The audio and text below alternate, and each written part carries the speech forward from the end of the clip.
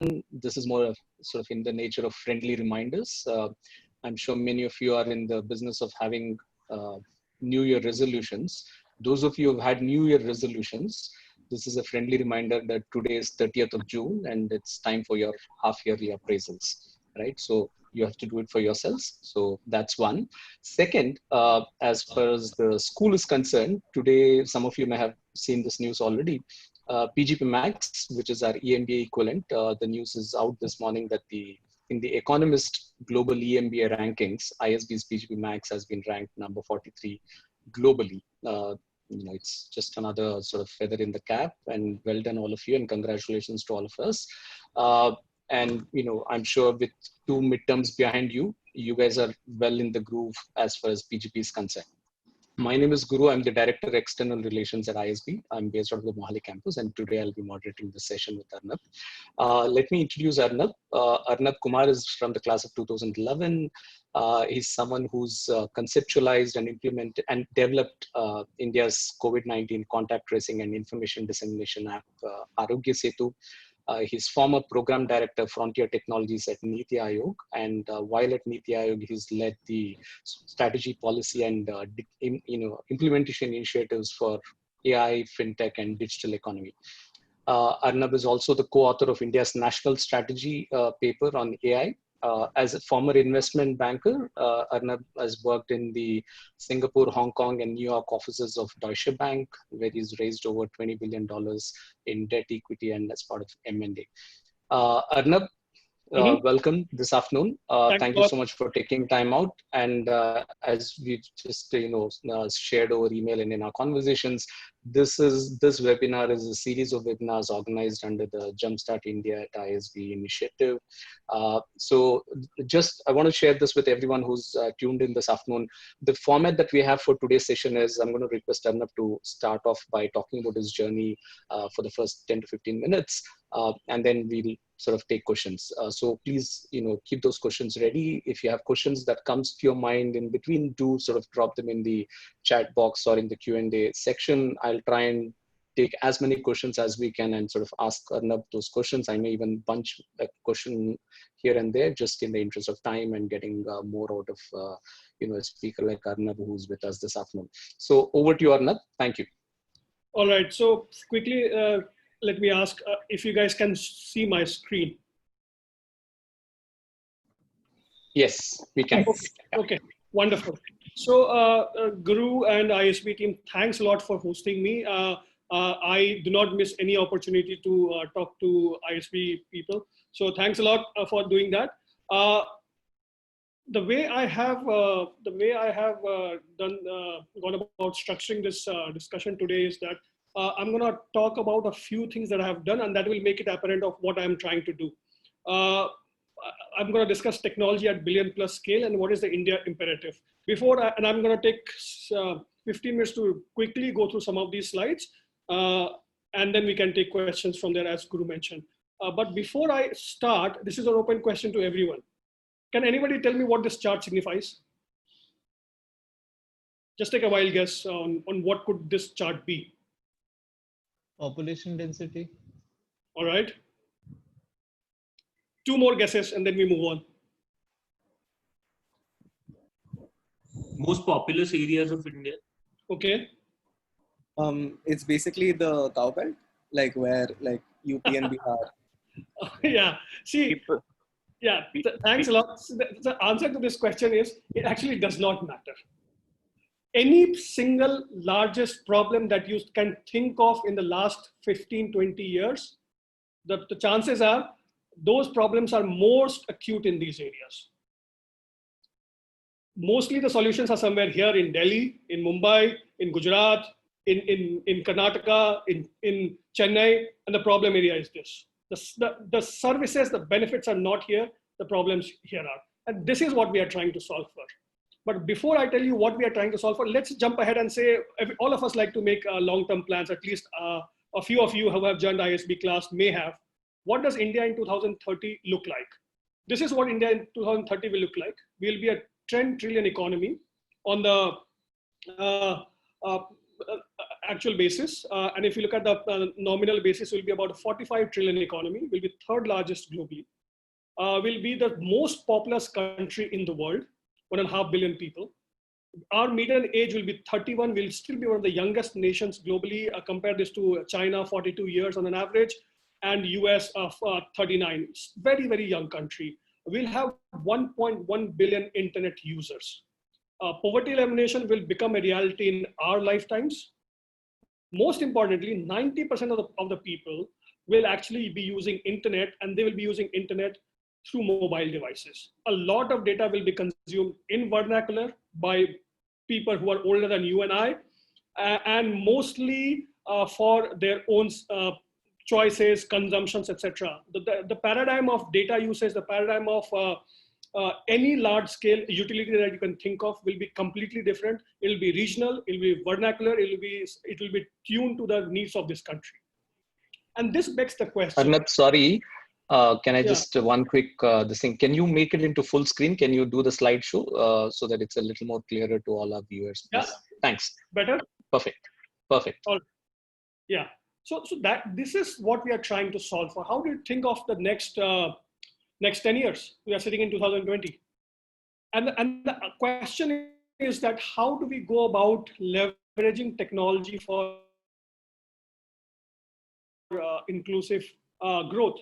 And I don't know if some of you have, this one especially irked me. And this was before India's Mars mission, when India was trying to put a machine on Mars.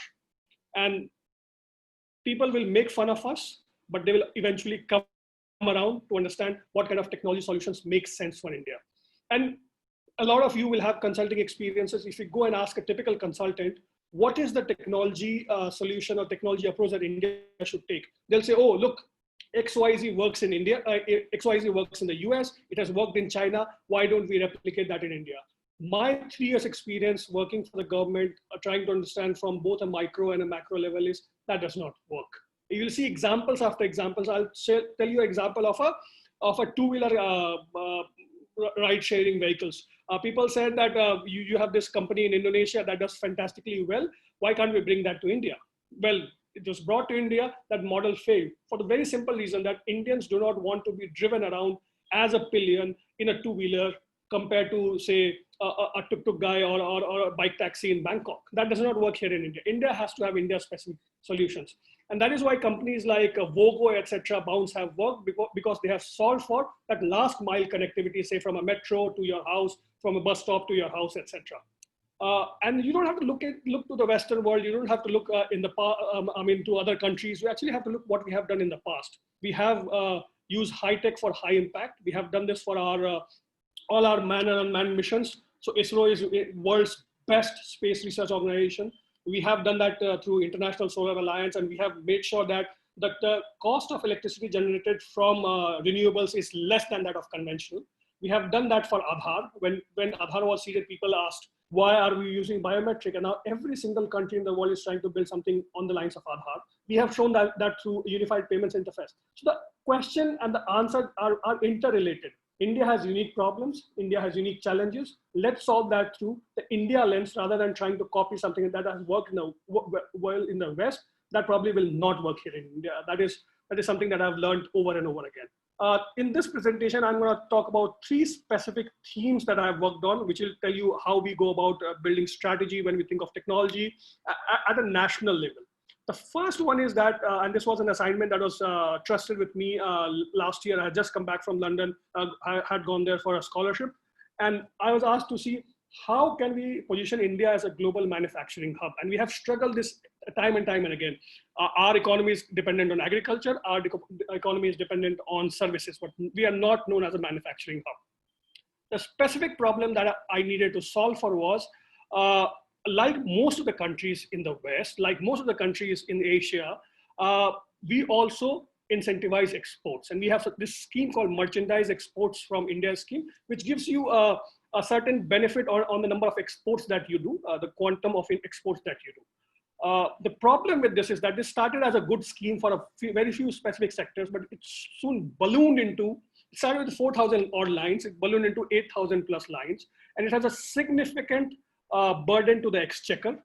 And the funny part was that the exports of line items that were not covered by MEIS were actually doing better than the ones covered by MEIS. There was a certain amount of complacency, and this scheme was just not working at all. It was very, very democratized.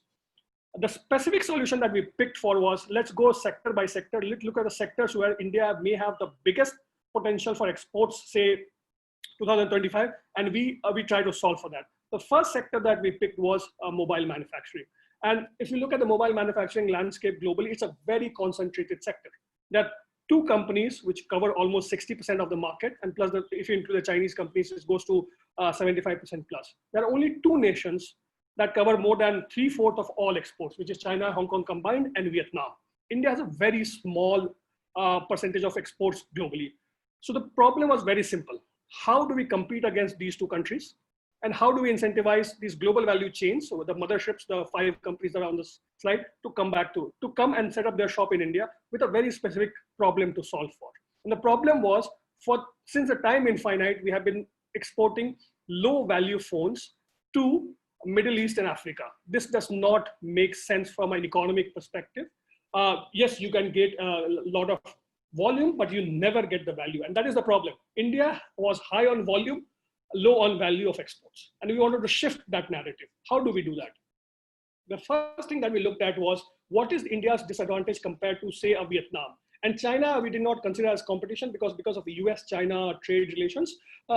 Companies were trying to move out of China. We looked at all the components of the cost disadvantage, and we came out at about 8.5 to 11.5% cost disadvantage. And we said, how do we solve for this? These are both structural disadvantages and direct incentives. Structural disadvantages should solve for over a period of time, whereas direct incentives have to be mapped and matched. So that is what we tried to solve for. What we also understood was, if we do not incentivize exports, our status quo will be very, very dismal.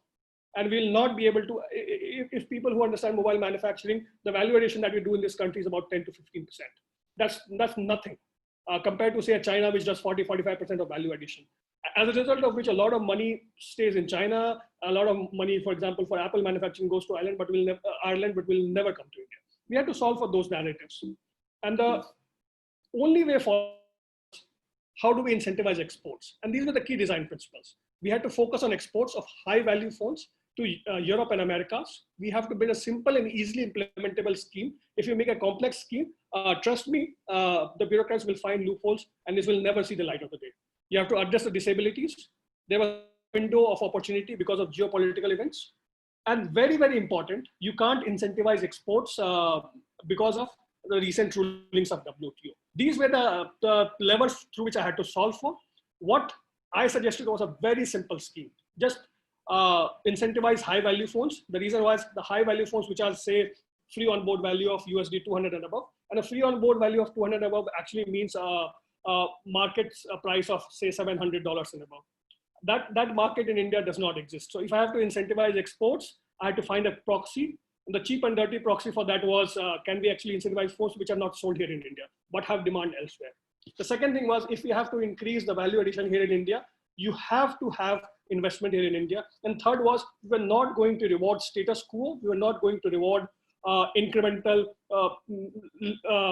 minor amount of addition. We said that you have to jump a huge hoop, and the hoop was $1 billion of addition every year. I'm happy to tell you that this scheme, with an outlay of 41,000 crore, about $7 billion, was approved by the cabinet earlier this year. And these are the parameters of the scheme. It's available in the public domain, so you can have a look at that. But more importantly, once we solve for manufacturing for mobile, the same template has been used for incentivizing manufacturing for advanced pharmaceutical ingredients, API. It has been used for medical devices. The same template is being used for textiles, for automobiles, for several other battery chargers, etc. So one scheme, clearly defined, simple enough to be implemented, has now become a template for at least 10 other sectors which have high impact, which in total will have a potential of about 550 billion of exports for India in 2025 to be incentivized, so that we can create actual champions, global champions here in India in these sectors. So this is one of the examples of what I have done at NITI Aayog in the past 3 years. The second lever is AI for all. And I have worked on both the strategy and the $1 billion program for incentivizing AI in the country. If you look at the key levers through which AI works, and some of you know this better than I do, the three levers are data, computing, and algorithm. And if you get these three right, you will advance as a country if you have AI ML aspirations. The way we went about building our strategy was we looked at the desk review of how other countries have gone about it: China, Japan, US, France, UK, and we looked at where India should be. If you look at China, it's super aggressive. It has set out specific targets, but it's very, very individualistic. They want China to be the world number one. UK has been very inclusive, but their ambitions are restricted. We wanted to be aggressive as well as inclusive. And that was the reason for our AI strategy. There were three key pillars. The first was how to make India from a data rich to a data intelligent country. And I don't need to explain why we are a data rich country. We consume more, if you look at the mobile data, we consume more than any other country in the world. If you go to one hospital in this country, you will get the data to train any sophisticated algorithm for any disease intervention in the world. If you go to one village, the amount of agri data that you will get is phenomenal. So that is what we tried to do. And why it is important to have structured data sets can be explained very beautifully by one project that was done by Feifei Li and team in Stanford about 10 years ago. They created something called an ImageNet. Every single breakthrough that has come in image recognition in the past 10 years or so can be traced to this one single data set, which allows for image classification. And this data set plus an yearly competition, which was ImageNet large scale visual recognition challenge, has led to every single breakthrough in computer vision, including a revival of convolutional neural networks and deep learning. And not only that, what they have done is that they have reduced the amount of time it takes to train an algorithm by 120 times, the amount of time, amount of cost it takes for training any neural network by 200 times. And they actually surpassed human capability of image recognition in just 3 years because of this single data set. Imagine if you start building these kind of structured data sets here in the country, what kind of problems we can solve for. And coming back to this example, this is actually an image of the largest cancer hospital in the country, Tata Memorial Hospital. The hospital is here in Mumbai. The patients come from 2,000 kilometers away. It doesn't make sense. Simple reason is that there are no specialized cancer hospitals in this part of the world. But what we have is this one hospital for the last 12 years has digitized all the radiology and pathology images that they have ever received. More than 100,000 patients every year. This is a treasure trove. If we annotate it, if we clean it, and if we put AI engines to be trained on it, we can at least solve for triaging of cancer so that people don't have to travel from this part of the country to here at an advanced stage of cancer. The second aspect is, and I'm going to go through very, very quickly here, all the AI-specific computing, all the AI computing that we have done so far, that looks at high-performance computing. High-performance computing is not the same as AI computing. High-performance computing has origins in particle physics. It does a lot of write instructions. AI, because of several layers of networks in between, does a lot of read instructions. So any high-performance computer may or may not work for AI computing. So that's why we have specified a specific facility for India, again centralized, not having a 10 petaflop here, 20 petaflop there, but a massive computing infrastructure, centralized, available to every single institution in the country, every single researcher in the country, through a very high-paced, dedicated network called National Knowledge Network. The final piece of AI puzzle is how do we solve for research and development? Let's skip this. There are actually three ways to do this. The first way, and if people have people with scientific background understand what Edison, Pasteur, and Bohr have done, they will understand what I'm talking about. There's a pure basic research. There's a pure applied research. We do very well here. As a country, we do very well in pure basic research. We don't do that well in pure applied research. And use inspired basic research, which is Pasteur's quadrant, we just don't do at all. And our approach has been to solve all three. We have suggested interventions in incentivizing basic research. I'm not going to go through all the details of this. Applied research, which is making sure that you link the academia to the industry. But more importantly, develop products that work for the country. And I'll give you a very simple example. I don't know if you can read this screen, but this is an actual screen of birth weight of 10 newborn babies from an actual hospital. And if you look at the birth weight for them, all of them is same, 2.5 kgs. By the way, the average weight of a newborn is 2.5 kgs. And a lot of interventions that you think of for a newborn eventually is dependent on the birth weight. This obviously cannot be true. Not all 10 babies can be born with 2.5 kgs, no variation, etc. And this is one of the reasons why if you don't capture data correctly, you can't design policy interventions. So what we have done is that we have built a technology solution which actually uses a very simple phone camera and takes a 3D image of a newborn and predicts the birth weight. These are the kind of solutions that are needed for India as a country. Finally, if you guys have aspirations in AI, I suggest you actually follow this tweet thread by Elon Musk. It's a very simple thread. Elon Musk is throwing a party for all AI enthusiasts, and he's going to throw a hackathon. Somebody asks, well, it's 2 weeks away. Do I still have time to get a PhD in AI to secure an invitation? Elon Musk says, I do not need people who have PhD. All I need is people who understand AI and neural networks. If you do that, you're good enough. And he goes even further in actually defining what he means by these. He says that you need to have understanding of Python, C++, C or raw or whatever. If you're a good C++ or C engineer, you're on. And by the way, I'm going to take a wild guess here. 50% of you on this call will be engineers. And all you engineers, term 2 and term 3, semester 2 and semester 3, all of you are taught C and C++. If somebody can define what is required for you to become a phenomenal AI person, as simply as Elon Musk, I mean, India can do wonders. So we need these kind of inspirational leaders who take a basic research, basic science, basic area of technology, and make it easily accessible to everybody. So that's my second paradigm. The third one is, which I'm actually very, very proud of, what we have done in the past 3 months, which is Aayog Setu. This is India's COVID-19 mobile contact tracing, information dissemination and syndromic mapping app. At this point in time, we have 136 million users.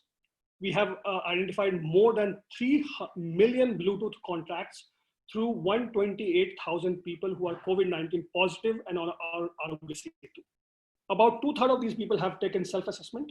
We have identified 11,000 emerging and potential hotspots at sub-post office level. Sub-post office, which means 9 square kilometers. This app is available in 12 languages, and the app is available on Android, iOS, geo-feature phones, and IVRs. One quick thing, how we have gone about building this. 16th March, the concept did not exist. The initial concept was drawn on in one of these rooms at NITI Aayog between me, Make My Trip, 1MG, and Mr. Kant, CEO NITI Aayog. Within 9 days, we actually released the beta version of the app. It was widely distributed. Within the next 7 days from that beta version launch, release, we actually launched the app itself, and that too in 11 languages. In 13 days, we had reached 50 million users, and we had beaten Pokemon Go's record of fastest to 50 million. Another 41 days from the launch, we had actually reached 100 million users. And within 8 weeks, at 100 million plus level scale, we had made the code open source. And while we were doing all of this, we never took a shortcut. So when we launched on 2nd April, we had already stress tested this app. And if a few of you who have done product development, something called QPS, which is concurrent users per second. We started with 1,000 concurrent users per second, which if you translate would mean about 72 million users in a 24-hour window. We said that is not good enough. We launched this with 6,000 QPS, which would have meant that all 450 million users that have smartphones in this country, if they wanted to be on this app, they could have been on this app from day one. And a testimony to that fact was on 14th April, the PM endorsed this app. And during that day, at one point in time, or at several points in time, the average download per minute, download and registration, which means that you have to register, you have to enter an OTP, and then you have to go to the home screen, was more than 100,000 per minute. And the system was stable. The product itself is actually a combination of 3 solutions. The first is the app itself, which you see on your home screen, and gives you various color coding depending on the kind of risk that you have, which is green, yellow, orange, or red if you have become COVID positive. There's a very sophisticated dashboard, and this is data, but that is what I'm trying to tell you here by showing this, that we have information on everything. And we actually open this to state administrators, district administrators on a need to know basis to take specific actions. So we look at people who have been Bluetooth contact traced. Some of them are a high risk, some of them are moderate risk, and others are low risk. For the people who have been deemed high risk, we have gone ahead and tested that. At this point in time, we have recommended testing for more than 200,000 people. And more than 48,000 of them, actually 49,000 of them, have turned positive. The efficacy of the testing protocol that this app has suggested is around 24%. Compare that to the overall number for the country, which is around 5%, compared to globally. This protocol is the best in terms of efficacy anywhere in this globe at this point in time. The second aspect is the ability to actually predict how the disease will spread.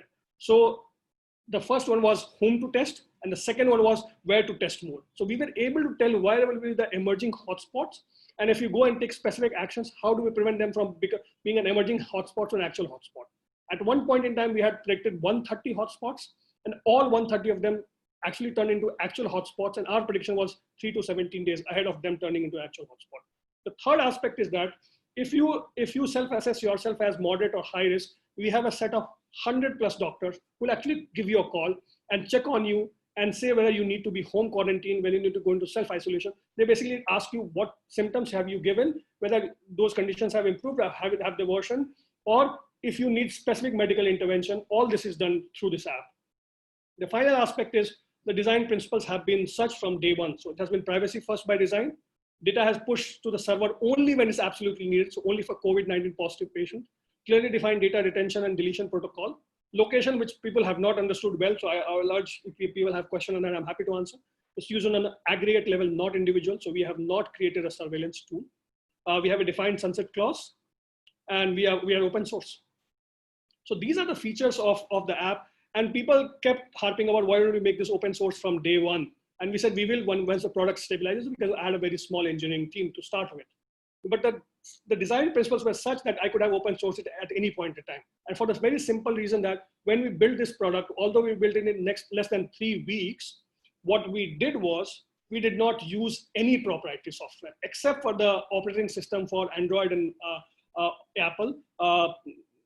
We did not, iOS, we did not use any proprietary software. Everything was built from ground up. Everything was built through a dedicated team of 50+ engineers, both from front end, middleware, and backend server.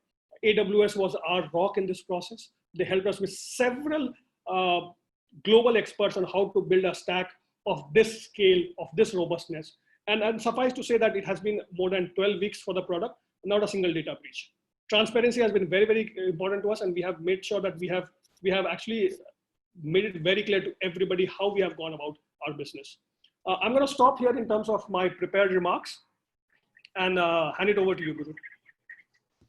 Thank you, Arnab. Thank you so much. I think it was a very concise manner in which you sort of spoke about those 3 very crucial areas that are important to India.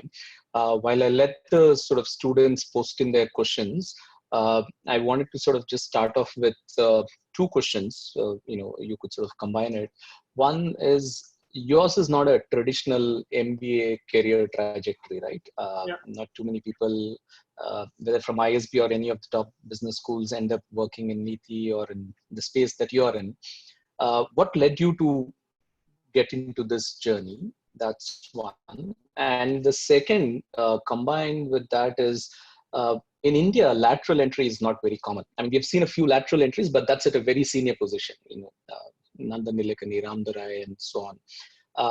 Of course, there have been some movement on that front recently with some joint secretaries and others. So what has been your experience of working by being part of the system? Because it's very easy for all of us to blame the system by being an outsider, but you're within the system and trying to create change. For example, the example that you gave over the mobile manufacturing, for example, right?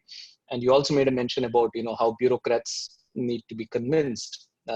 So I'm assuming it's not an easy one. So could you throw some light on that? And while you do that, I'll sort of start looking for questions. So the answer to the first question is that, well, I had a typical MBA career till 3 years ago. So I was a banker. I was supposed to, people are supposed to go to an investment bank after ISP. So I did that. One thing that was very clear to me from early on was that I wanted to build a career on Wall Street, when I did that, I said, what was the next Everest for me to look for? And I said, why don't I go to a place where it has the most impact? And there was only one country that I knew very well, which was India. And I said, what is the place that has the most, that can have the potential for most impact? Invariably, it's the government. In India, invariably, it's the government. You had seen examples of Aadhaar, UPI, etc. So I said, okay, let's start thinking about building a career in the government. And it was very serendipitous. I was thinking of coming back to India, building a career in the government. And there was a time when they were setting up this mission called Atal Innovation Mission. This was the first time that they actually hired people from private sector, 5 of us, gave us 500 crores, which we stretched to 3,500 crores eventually, and said, go and run a full-fledged mission for the country and build an innovation ecosystem for the country. I did not know anybody in the government, but they were ready to take a bet on me. And I said, fine, this makes sense. Let's see how this goes about. Once I started working in there, I saw several other things that were not existing in the country. For example, I used to work for a bank in New York, and I used to cover fintech companies. Those were the first companies that have started buying AI solutions from startups. They were the first companies that have started buying blockchain solutions, data analytics solutions. A common narrative, a unified narrative for the country did not exist. So the question was, how do we go about building that for the country? That's how I moved from innovation to pure tech. That's how I started building India's capability in AI. We started small, nobody took us seriously. We started with a couple of pilots, but we started delivering results. People started taking notice, and before we know, by budget speech of 2018, NITI was trusted with developing India's national strategy, which we developed. So that's how it's all started. The second question was on the lateral entry, and you should know this. Our success as the 5 people who joined Atal Innovation Mission actually led to that opening up to the joint secretary roles. So in some sense, we were the guinea pigs. And a few of us succeeded, so it gave confidence to the government to open it up at more levels. So that has happened.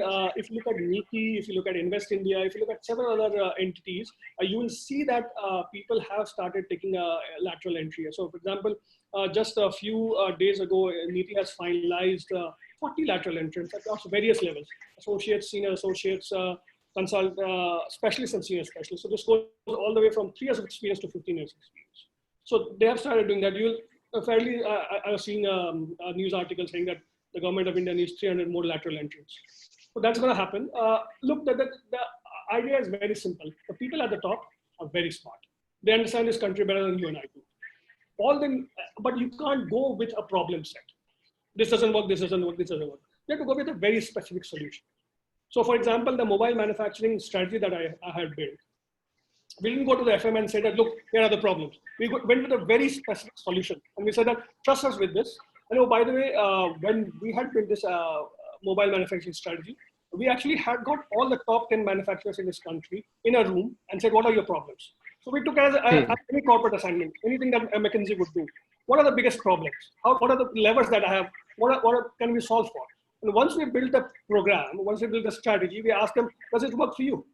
Can you actually implement it and this rather being a paper policy? And they all signed up for this. Once that happens, you give specific solutions to people, they all will buy it.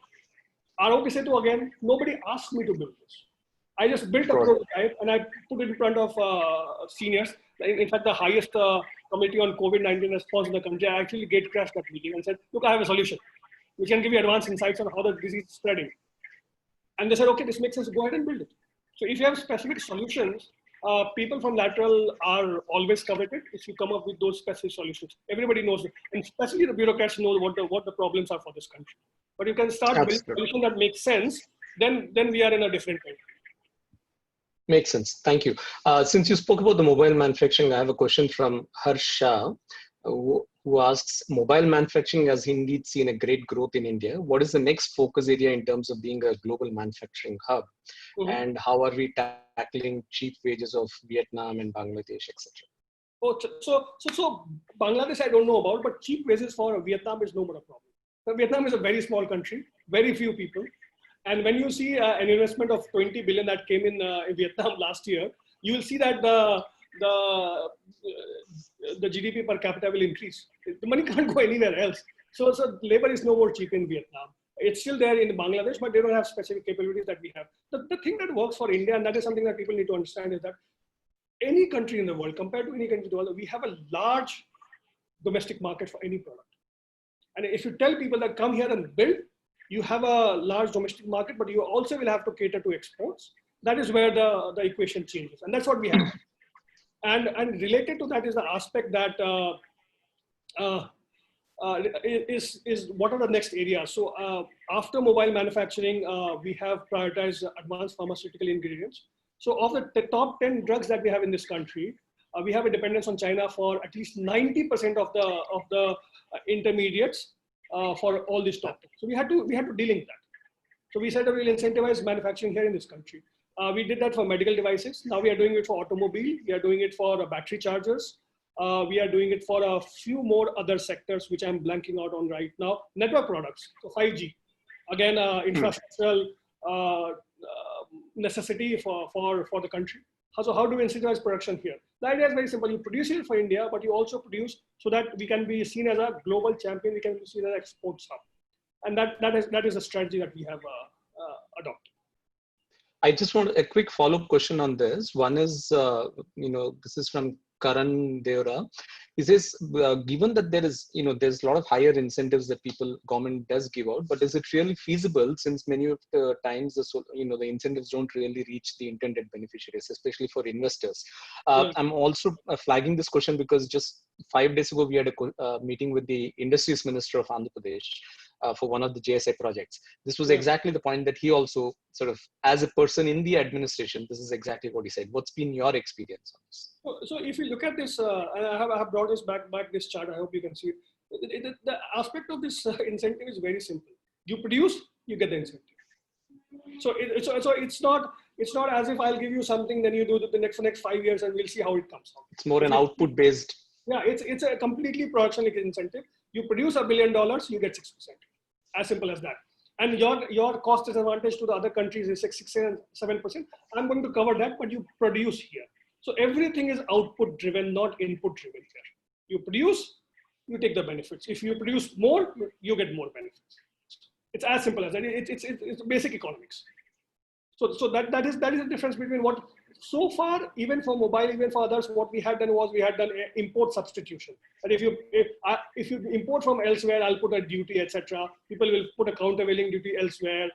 People will find ways to circumvent that. You'll get into an FTA trade. You'll be ITA 1 signatory, and you can all circumvent all of that. So those are all stick measures, and they don't work. Import substitution doesn't work beyond a level.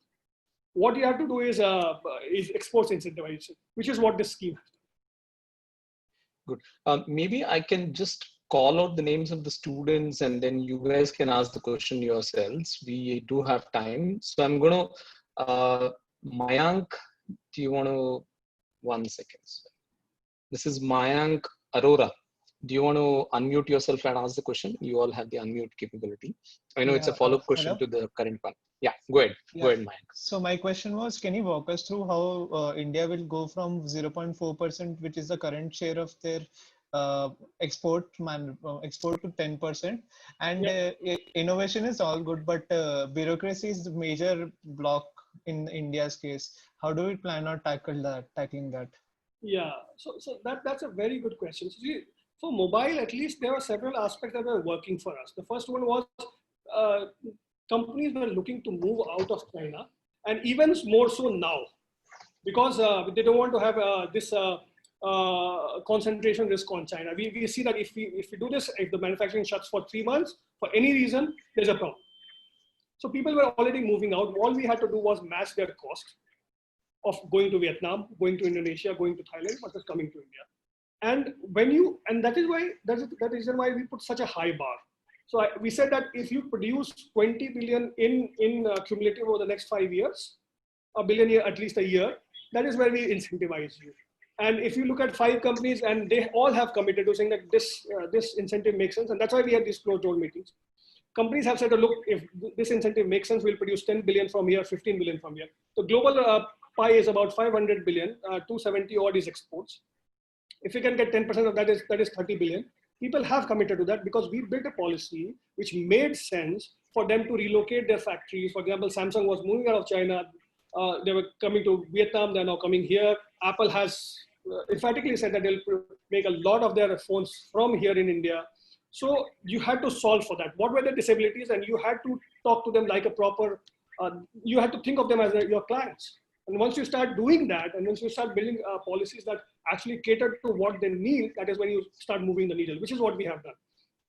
The second question is, bureaucracy is a major block. Bureaucracy is actually very misunderstood.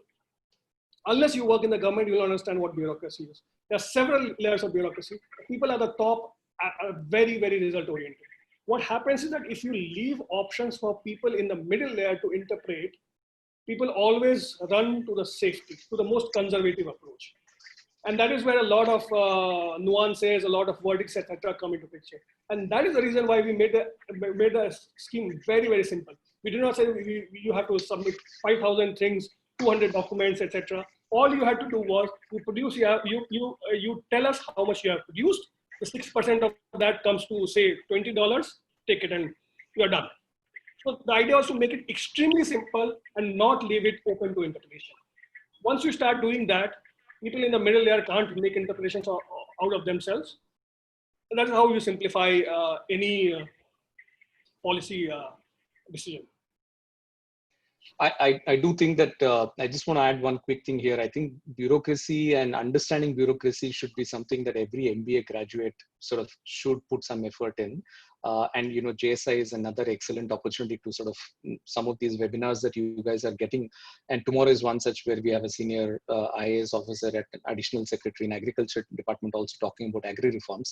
When you talk to them and hear them speak, you will know, as Arnab said, people at the very top are completely result oriented. They really understand the subject and are very keen to cooperate and sort of co-opt other experts in sort of solving some of the problems that this country faces. I have next, I'm going to call out Aman Mehrotra, and then right after that, Malavika Chaudhary. Both of them have questions related to Aayog Setu. So Aman, do you want to go first? Sure, Guru, thank you. Hi, sir. So my question was around the Aayog Setu app.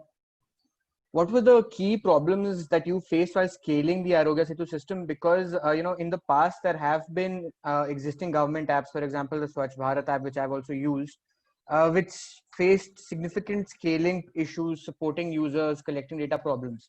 So what was done differently by the team that they were able to do it in such a short span of time and with this level of efficiency? Yeah, so I think. And just a follow-up question on Aayog Setu as well, Arnab, if you don't mind. Malavika?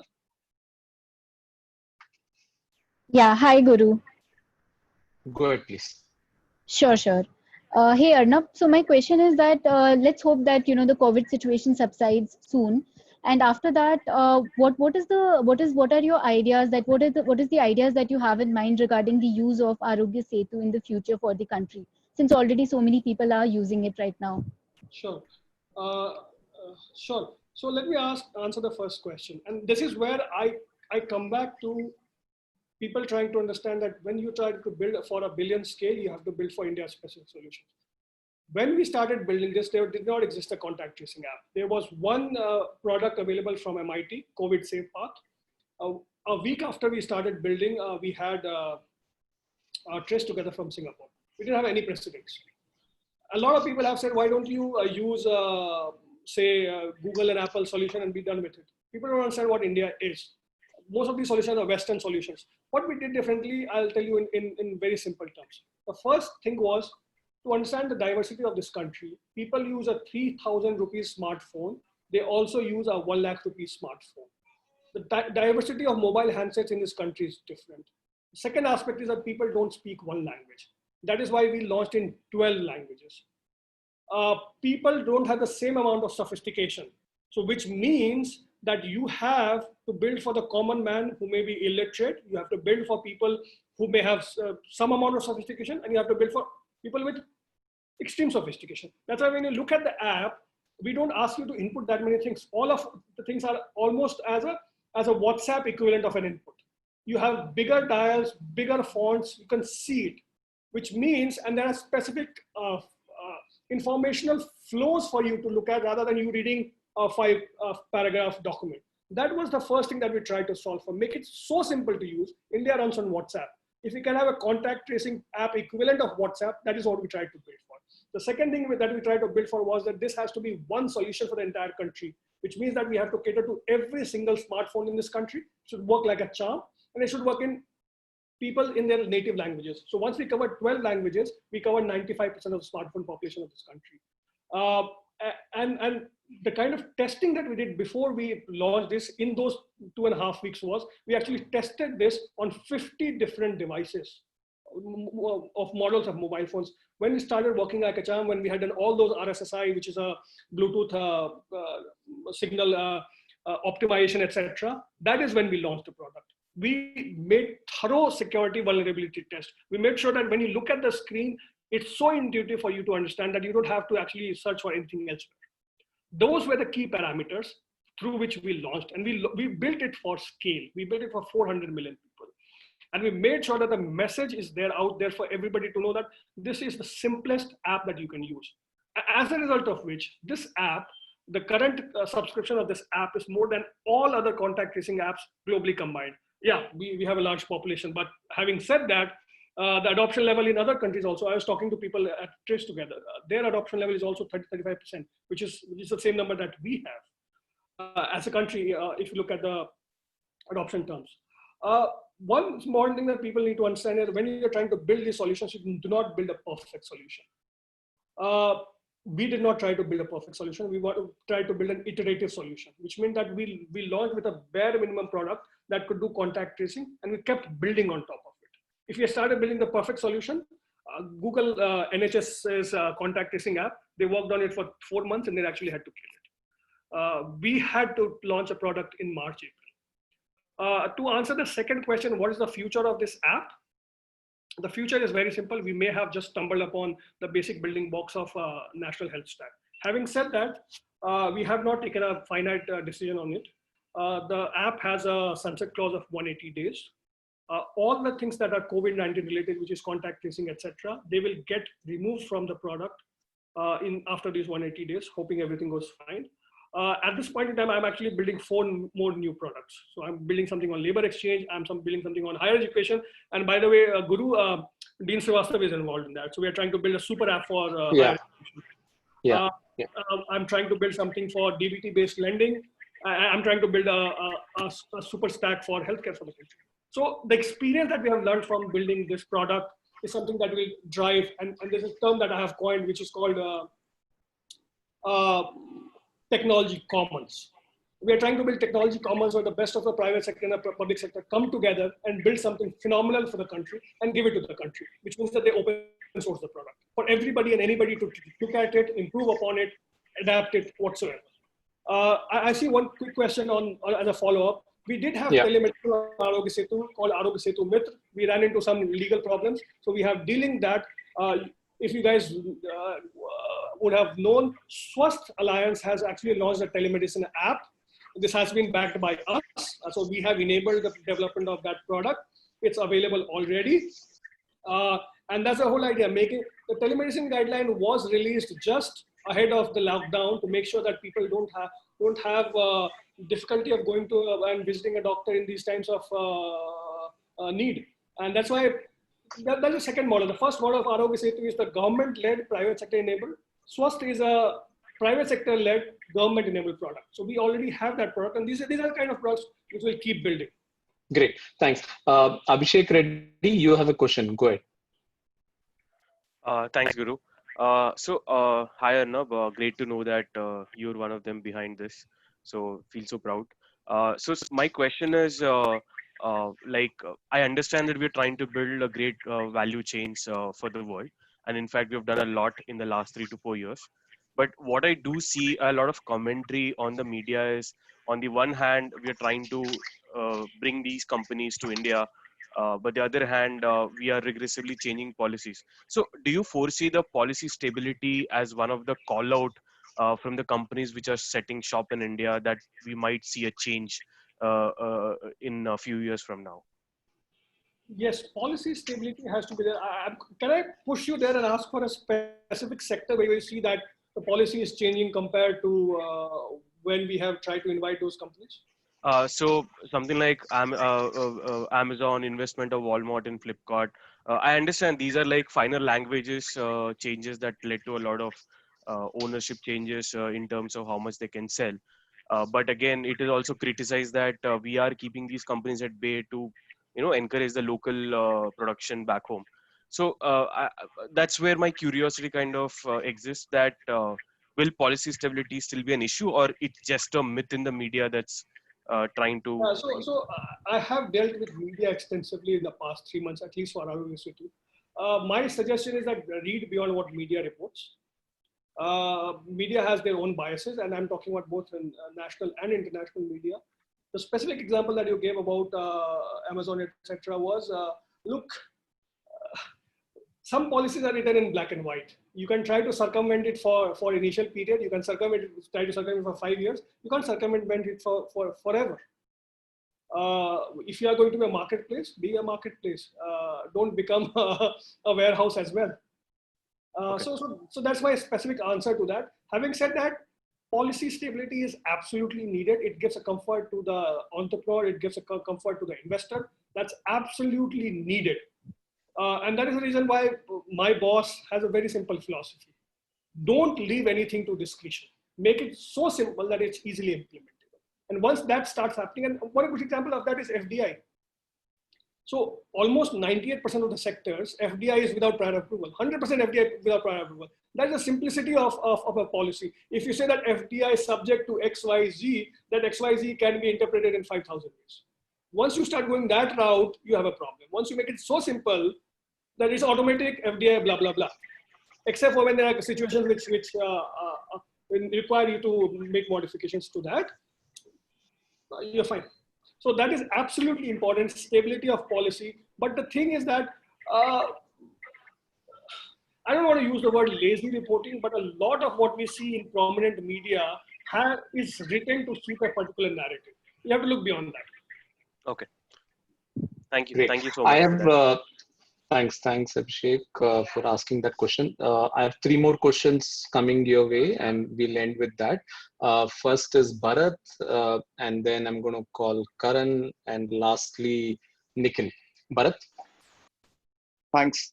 So my question is around how do you think we are right now taking the advantage of the COVID situation to capture more from the Chinese exports and the Chinese manufacturing? Because right now we are seeing a shift in terms of nations favoring or not favoring rather production in China.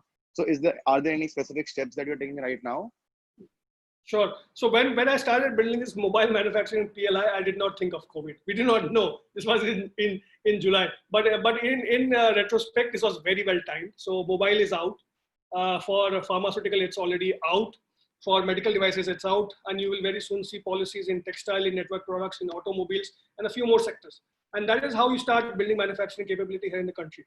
You give specific incentives for people to entice them to set up bigger manufacturing plants here in the country. So not intentional, but extremely well timed. Great. Thank you. Karan, you had a question. Yes. Yeah. So Arnab, we have seen in the past that some major industries like POSCO, which was a iron manufacturer, they set up a plant in Odisha and they failed because of activism. So I think that's a bad example that has been set. So how do we manage to, how will we manage it in future? Yeah, so see, that is another complexity of the country. I mean, India is also a federal country as well as it's a country of multiple states. So there is discussion for the central government, there is discussion at the state government, and this is a balance that we have to manage. Nobody has a magic formula, at least I don't have. Also because I have not worked in these sectors per se. But it has been a constant struggle for us. And this policy stability, making sure that what you do in center gets translated into state is something that we have struggled for a long, long time. And if you guys have suggestions, please send it to me. We'll do the country a huge favor. I mean, you would have seen what is happening in Andhra, in Tirupati for all these electronics manufacturers. If you have a solution, let us know. I mean, there are ways to do it. You do a tripartite agreement, etc. But again, these are penal, not these are prohibitive solutions. These are not the right way to think of. Enabling ones. Yeah. Yeah. I think that sort of is a perfect segue into the last question that Nikhil has. Nikhil, I think it's a question that's also those of us inside ISB can also answer, but why don't you ask this? Why don't you ask Arnab? Go ahead. Sure, Guru. Thank you. So, Arnab, my question was on the opportunities that are there at NITI Aayog. Do you see any of them coming to ISB in the following year? I mean, not in terms of the Aayog coming to ISB, but then what can we apply to post at NITI Aayog? Do you see a lot of more opportunities coming up? Absolutely. So here's the thing. I do not miss any opportunity to involve ISB or talk about ISB. People know about ISB at NITI Aayog. So we work with the dean himself. We have worked extensively with Bhagwan Chaudhary. Our CA is from ISB. So we make sure that everybody knows. I have a very simple introspection request for all of you. People who have educational loans, please work, earn some money, and then think of public policy career. Public policy career does not pay. So if you have a tension in life, which is how do I pay my EMI on loan versus how do I get involved into the greater good, you can't balance both. I worked for several years as a banker. I did well for myself. I had some savings in my bank account, and that's why I took a huge pay cut. Public policy, especially government, does not pay that well. My salary is actually, now it's okay, but when I joined, it was actually less than the average ISB salary, which was 6 years after I had graduated from ISB. If you guys are ready to take that kind of a cut, and now even now my salary my salary is almost equal to the salary of the cabinet secretary. They can't pay me more than that.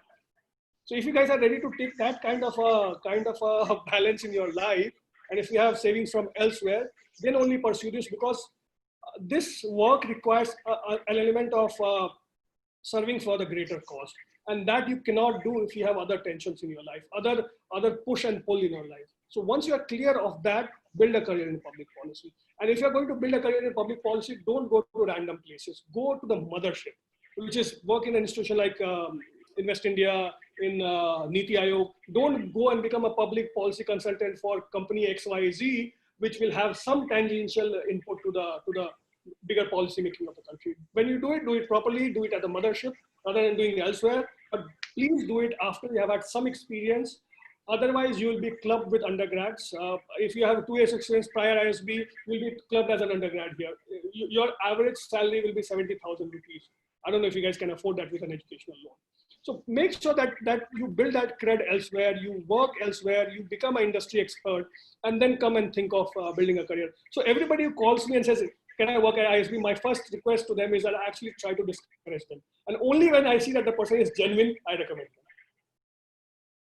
Great. I don't think we could have ended this session on a more pragmatic note. This sort of Swabhiman Bharat, is all sort of, Atmanirbhar Bharat is important, but it's also Atmanirbharta at an individual level is also more important. So Arnab, really appreciate you being so candid in sort of, answering all the questions that came your way, and also for taking time out.